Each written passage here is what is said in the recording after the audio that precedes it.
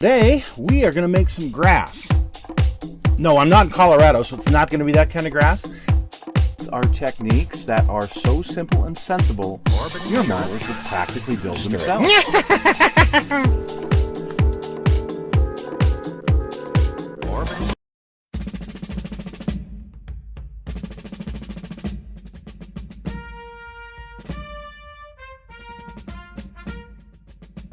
Hello folks, it's Mad Dog Merv and welcome to today's show. Today we are working on part 2 of the T-42 tank from World of Tanks. And yes, it was a real tank. It was something that the United States developed, and there were a few prototypes made, although it was underpowered for what they wanted to do. But what came out of it was a turret that was going to work on what eventually became the M47 Patton. So we had part 1 last week where we kind of got things started. We got things painted. We started to get some of the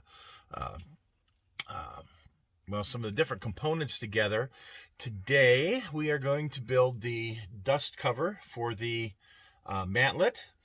We're going to finish up the weathering, and we are going to do the final reveal. So stick with Mad Dog Merv as we look at the T-42 from World of Tanks. So just a quick reminder, here's what we will be replicating from the World of Tanks game, the T-42 US tank, a tank that only a couple of prototypes were built. And we started by using the hull from the Tamiya M41 kit, which actually is a pretty decent little kit, particularly for what we're going to do here. And the turret is out of the Tester's Atalieri Patton M47. So when last we left off, I had finished the turret as far as not having the gypsy rack on, the couple of little pieces that I needed to add. We had painted it and we had weathered it. So we're going to build what I call a blast bag, or some people call it a dust cover for the mantlet, and that's what we're going to do. So here I've taken a strip of tan duct tape and just taped it around the barrel. You see about how wide. Now I'm going to find some tissue paper. This is just a napkin from McDonald's, but I don't want anything that's embossed. This one, I'm just going to use parts of it, so it's okay. It's got some paint on it.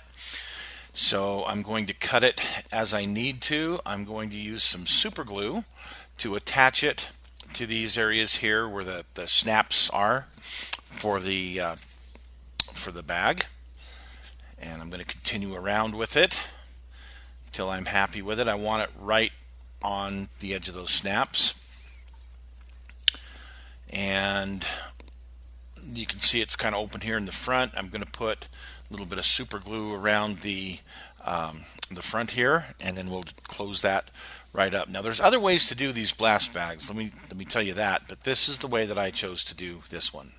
So I'm going to mix up some Mission Models. It's brown, radon tan, some Elmer's glue, and some water. And I'm going to mix this concoction together. And the reason I want to tint it is I don't want to have to come back and repaint it later. So I'm going to paint this on to the napkin area. You can see here's how I've got it set, and we're gonna paint it on here using an old. I use this brush for a lot of weathering, for just a lot of general purpose, beating the heck out of the brush kind of thing. But this small brush is just perfect. And I'm going to saturate this area really, really good. I want it to soak in. Yes, there's going to be some creases. Once those areas dry, if I want to fill them in, I can fill them in. But you can see I've put a generous amount on here. And try not to get it on the turret if I can possibly help it. And here we're getting closer to dry. Now I've got to cut this little hole around where the coaxial gun, machine gun is. And I don't want to work it a whole lot, but if I need to, I need to. So here on the hull, I've gone ahead and used some Larry's bathwater and washed all of the wheels and suspension. Okay, now what we're going to do with these tracks, now that we've got the the roof brown on. We're going to, on the rubber pads, we're going to ding them up a little bit, and I'm going to use my Dremel tool with some eye protection. And all I'm going to do is take random pads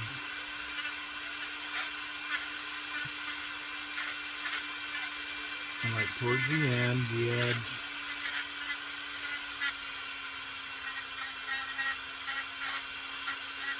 just kind of ding them up a little bit with the bit.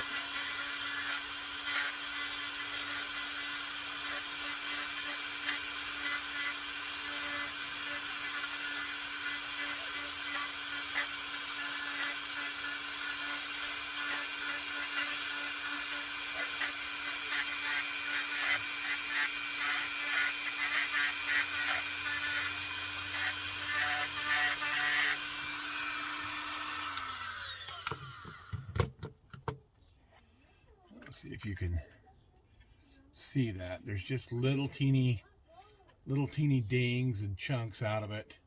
I can go more if I want to do more. And it simulates, of course you got to clean up all the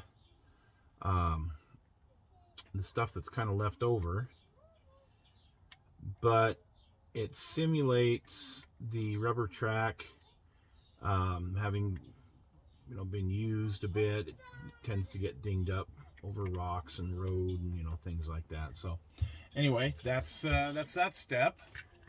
You remember I painted the tracks with that roof brown earlier, and I've come back and gone over it again just to make sure everything looks really good and solid with the roof brown.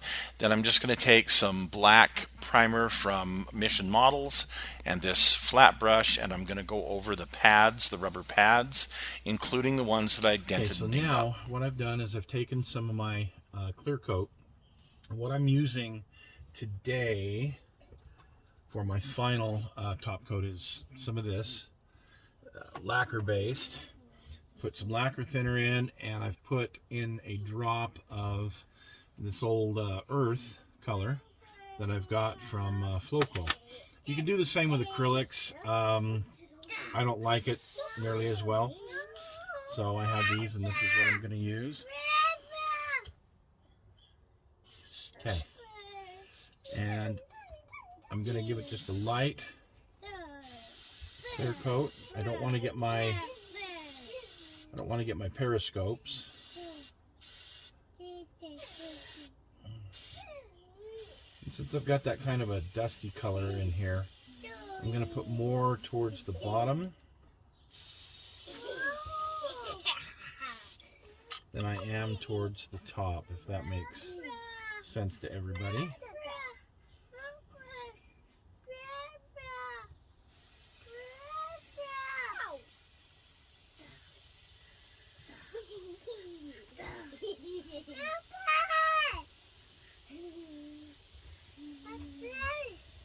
This just gives it a little bit of a... Okay, so now we're going to spray a little on the top here, trying to avoid my periscopes as much as possible. I can come back and give them another gloss coat. That's not a problem.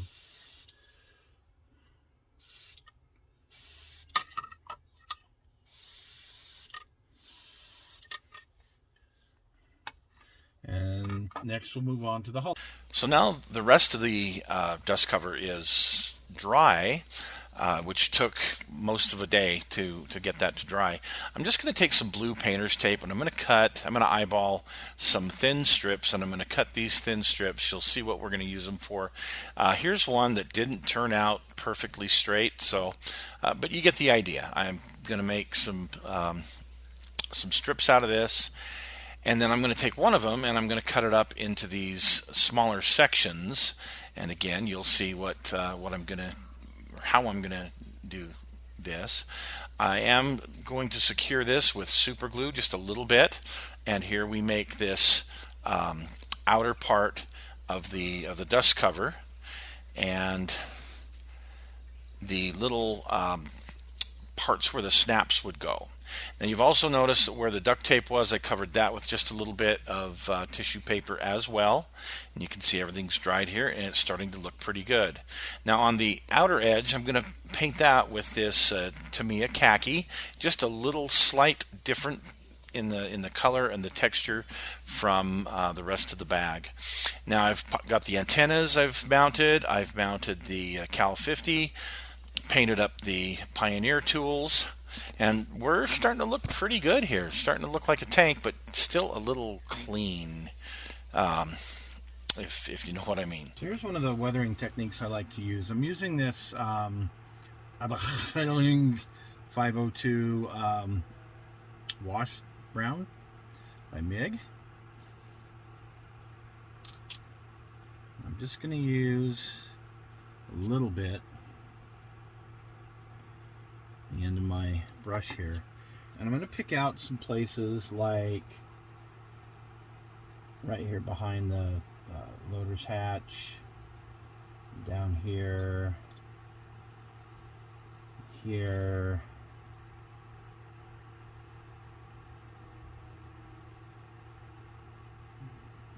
here,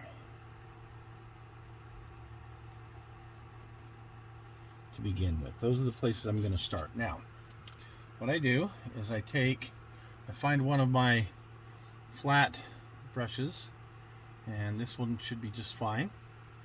I'm going to dip it in some just white mineral spirits, wipe it off on the towel a little bit so it's just damp, and then I'm going to pull down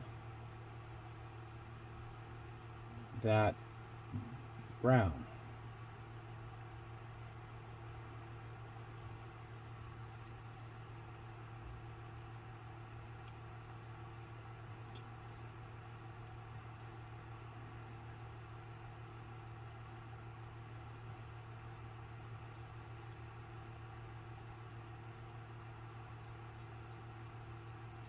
The nice thing is, if I don't like how it looks right now, I can quickly take it off with the white mineral spirits.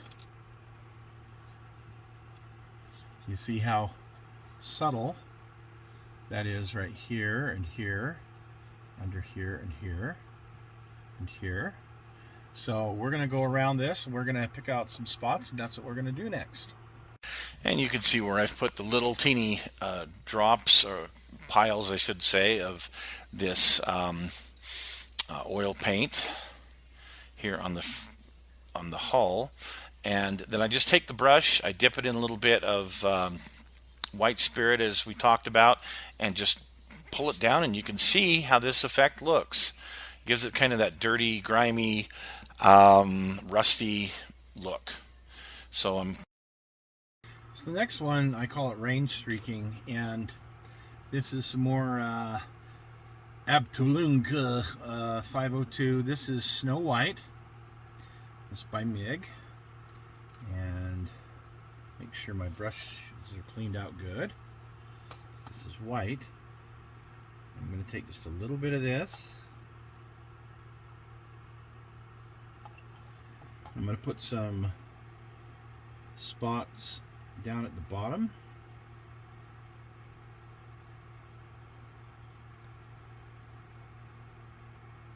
Like so. And I'm going to take my brush and I'm going to draw it up. And I want to fade this as much as possible. I don't want to go too far up with it. I think the first one was a little bit far.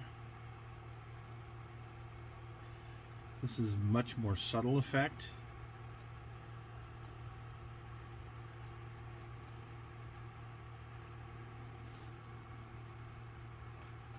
This is to simulate like when the rain washes away some of the dirt and grime and whatnot.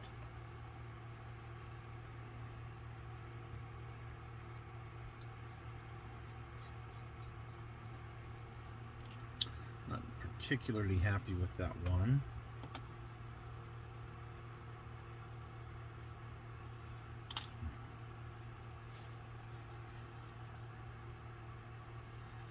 Let's see how this comes out.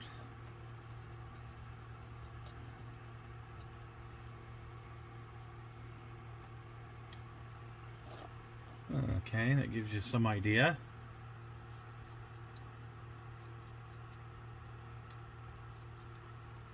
Again, if I want to add, enhance, and add to any of these, I can. If I want to take away, it's easy. I just need to use some white mineral spirits and I can pull that back down. So I'm going to continue around this thing and we'll take a look at it after I do all this. Getting down to the home stretch here, I'm going to take some of this old railroad color I've got, this mud, put just a couple of drops in my